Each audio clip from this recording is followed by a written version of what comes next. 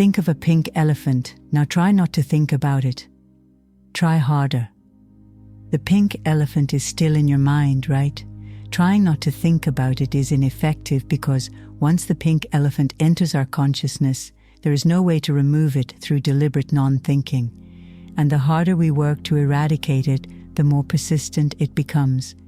The elephant metaphor is frequently used to illustrate how hard it is to force oneself to let go of bothersome thoughts, but it can also be used to illustrate how we handle dissatisfaction in our lives. In this instance, the pink elephant stands for our overall discontent, which might take the form of unpleasant feelings like sadness, anxiety, frustration, or boredom. Strangely, the more we make an effort to be less unhappy, the more unhappy we end up being. Could it then be that the very reason we're not happy or content is because of this tendency to be so committed to escaping this unhappiness? That's right. Today's video is about the Backswards law and how exactly you can use it to get more by asking for less. Think about the effort it takes to ignore an annoying notion that keeps coming to mind, like the pink elephant. Trying not to think about it is like attempting to catch smoke. It gets more elusive the harder you chase it.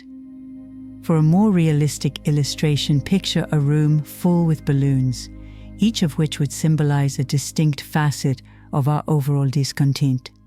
These balloons are named by the feelings I mentioned earlier: sadness, anxiety, frustration, or boredom. Or whatever negative feeling it is, we could believe that we can get rid of these bad feelings by swatting these balloons away. But in the process of trying to get rid of one balloon, we unintentionally let others float away. The harder we try to empty the room, the more the balloons grow and persist. Ironically, trying to be less unsatisfied can frequently make things worse. This is the Backswards law. The law, first proposed by philosopher Alan Watts, illustrates a complex paradox. The more we strive for pleasure or happiness, the more disappointments we face. If we stop our unrelenting chase, we might discover that we are surprisingly closer to our objectives. Letting go is the key to getting rid of the negative thoughts and letting the imaginary balloons of discontent to float away. When we give up the fight, our desire to vanquish them will gradually fade, bringing us closer to our true desires. The essence of our true desires. Our actual desires are hidden away in the mysterious world beyond the chase of external achievements. We frequently discover that we are yearning for material accomplishments like wealth, love, or power because we think these will bring us contentment and happiness. The Backswards law, however, challenges us to delve deeper into the nature of our desires. Are these material possessions really what we want? Or are they only outward signs of something deeper? Alan Watts once posed a thought-provoking question. Why don't you really know what you want? 2 reasons that you don't really know what you want. 1, you have it. 2, you don't know yourself because you never can. This contemplation questions the very core of our aspirations. Watt proposes that our inability to comprehend our deepest desires arises from a fundamental misconception of ourselves and the true nature of our desires. When we already possess what we are searching for but fail to acknowledge it, our relentless pursuit of external accomplishments becomes a paradoxical effort. In our pursuit of these elusive desires, we often navigate life without a clear understanding of our authentic wishes. As we seek validation from external sources, we accumulate wealth, form connections, and achieve significant milestones. However, in this relentless pursuit, our genuine longings become obscured, overshadowed by the noise of societal expectations. The Backswards law calls for a profound reassessment, a bold challenge to pursue what resonates deeply within our souls. Peeling away the meticulously constructed facades for the world may uncover that what we truly seek surpasses the transient and the superficial, the elusive pursuit of happiness. Happiness, often seen as the ultimate goal of human existence, remains an intricate and elusive concept. Many dedicate their lives to the unyielding quest for happiness, convinced it lies in external factors such as love, material possessions, or personal achievements.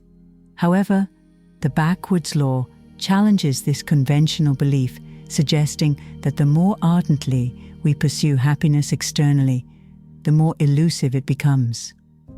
Philosopher Arthur Schopenhauer once asserted, "Thus also, every keen pleasure is an error and an illusion, for no attained wish can give lasting satisfaction." This viewpoint implies that pleasure derived from external pursuits is fleeting.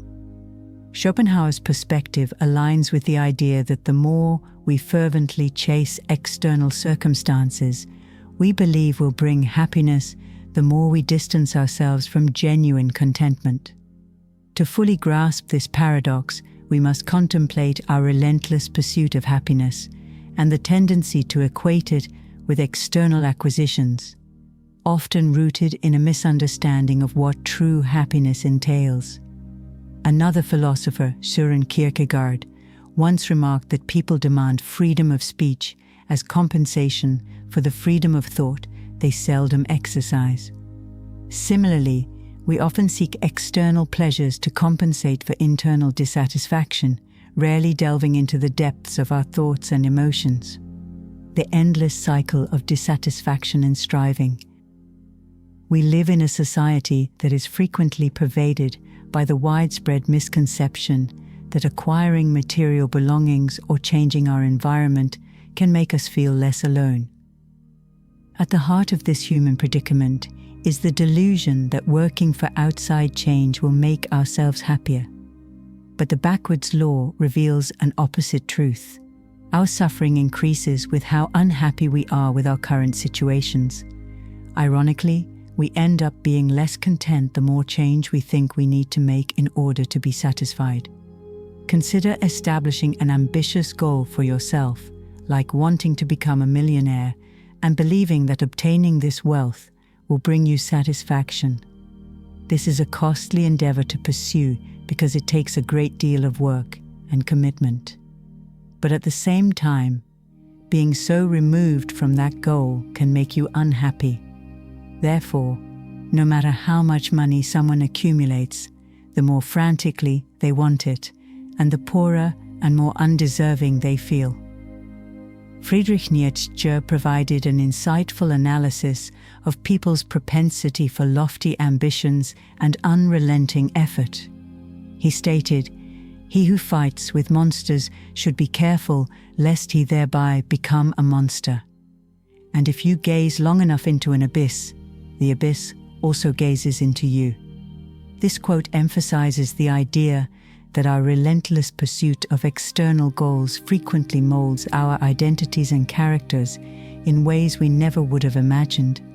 As we become obsessed with these goals, we could unintentionally let them devour us, pulling us away from the very satisfaction we're after, the will to live. Delving profoundly into the human psyche, Arthur Schopenhauer presented a profound perspective on suffering and desire.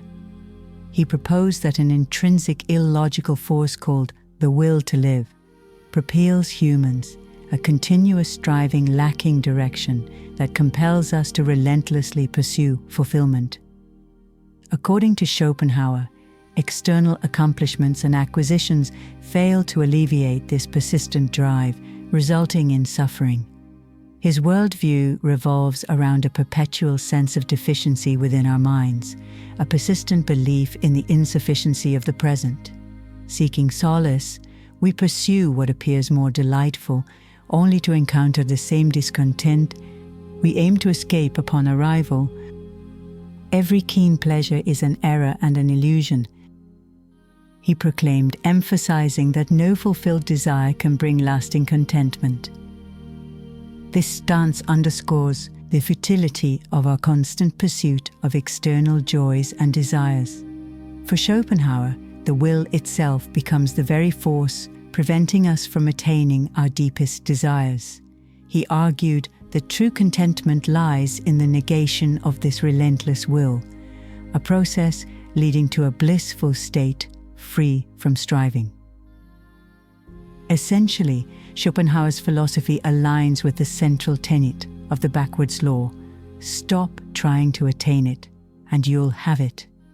The more we strive, the farther we drift from our authentic desires, while the cessation of striving can guide us toward the fulfillment we seek. Acceptance. Embracing the sagacity of the Backswards law, we set forth on a journey toward fulfillment along a less traversed route. This path is interwoven with threads of acceptance rather than the tireless pursuit of more. At the heart of this philosophy lies acceptance, a gentle embrace of life's inherent flaws, understanding that imperfection can blossom into contentment. Resonating through time, Lao Tzu's words convey profound truths. Accept imperfection and you will feel perfect. Accept loneliness and you will find contentment in solitude. We can take pleasure in life's unrefined aspects and discover tranquility when we embrace such insights, both profound and transformative. Letting go becomes an active participation, a deliberate choice to dance with the ebb and flow of existence.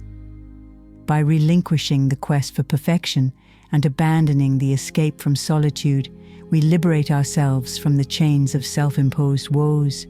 This philosophy seamlessly aligns with the core tenet of the Backswards law, guiding us to release the futile struggle to control the reins. Happiness, thus discovered in life's unadorned embrace, provides us with the present, a sanctuary of serenity, a respite from the ceaseless cycle of yearning and discontent. Everything you want is yours for the taking, but sometimes it is how you take it that matters the most. I hope this video was insightful, and I cannot wait to see you on the next one. Click to watch it now.